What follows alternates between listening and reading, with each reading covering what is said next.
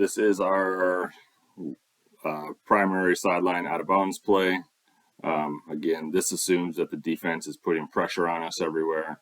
If they're not putting pressure on us, right, we're just going to pass it in and get into our offense. But if they are up here guarding players 2, 3, and 4, right, then this is definitely the play we want to run.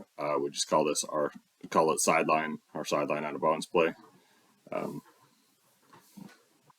So what we're going to have is we're going to have our one here on the sideline inbounding the ball, 3 guys up here by half court, and 1 guy here near the elbow of the free throw line. When we go, first thing that's going to happen is 5 is going to sprint towards the ball, roughly in this area. This is a goal, is to get the ball into 5 here. That's the first option, and we would try to pass the ball in here. As once 5 passes the ball in, 4 will be setting a back screen for 3, and 2 is coming to set a screen for 4. So it's going to be a little bit of a cluster here, right? But this is what we're doing here. So that action is starting to happen. But the first thing that we want to get here is option 1, is 1 passes into 5. As soon as 1 passes that ball, hopefully their defender turns to look at the pass, and 1 is taking off hard as fast as they can towards the basket, and 5 would just do a nice little bounce pass, and 1 would take that all the way in for the layup.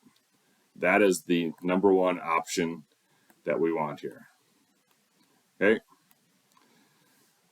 If that option isn't there, right, let's say that the defender stays there, then in that case 1 wants to stay a little bit wider to give 5 a little more space. Again, we'll talk a lot about spacing this year. Space is extremely important in basketball. You don't want to overcrowd each other.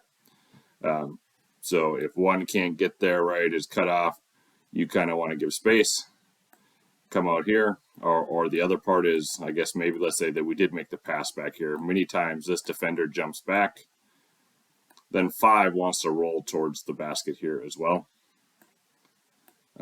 But again, let's say we didn't make the pass to 1. 1 kind of gives the space coming out here. At the top, we said that 4 was setting a back screen for 3. So as soon as that ball is passed in, 4 is setting that back screen. 3 is using that back screen, and they are coming back around, and they are coming this way, right?